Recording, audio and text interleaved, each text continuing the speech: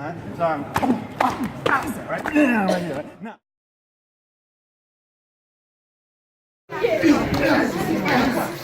Hello, my name is Sascha Williams, and today we're going to be talking about the self-defense technique thrusting salute.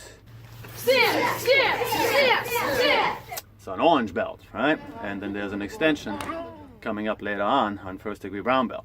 Okay?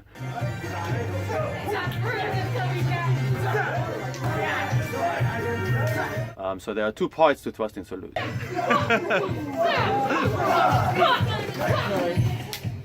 So what's going on here is that we have an opponent coming from directly in front of us. We say our opponent is coming from 12 o'clock, right?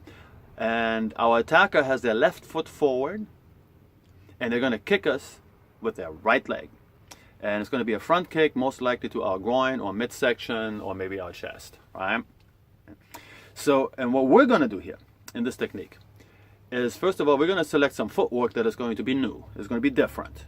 Okay? See, so far, the student in Kenpo was taught to step straight back or forward, right? But most of the time, as a beginner level, we step straight back. And of course, when I say straight back, I mean into a toe-heel relation, right? So in other words, if your right foot steps back, it would technically step to 5 o'clock. If your left foot steps back, it would basically step to 7 o'clock, okay? That's what we usually tell students to do, because that's the safe thing to do when somebody's punching you or pushing you or grabbing you. When they're doing anything but kicking or using weapons, right? And so what's going on here is that stepping out into a 45-degree angle would usually be a real problem, right? If somebody punched you, and let's say you're throwing a right punch and you're stepping into a 45-degree angle with your right foot, and you're going to do an extended outward block, let's say, right, on the inside of his right punch, well, you're now going to have a real problem protecting yourself against your opponent's secondary attack, right? First of all, there's the second punch probably going to come at you almost instantly, right? People don't go around throwing single punches very much. They throw double punches, bang, bang, right? Secondly, even if he's not throwing a punch, you're completely vulnerable here to a kick or a knee strike with your opponent's left leg.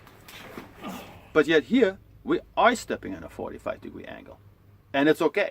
It's safe here, in this particular situation.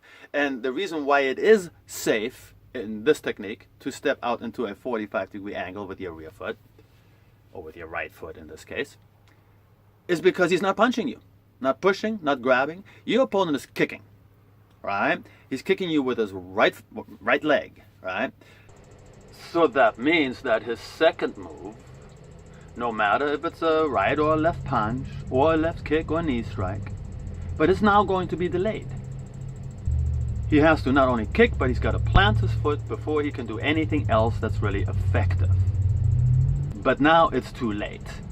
His secondary action was delayed. That gives us an opportunity to do our counter before he gets to do his next move.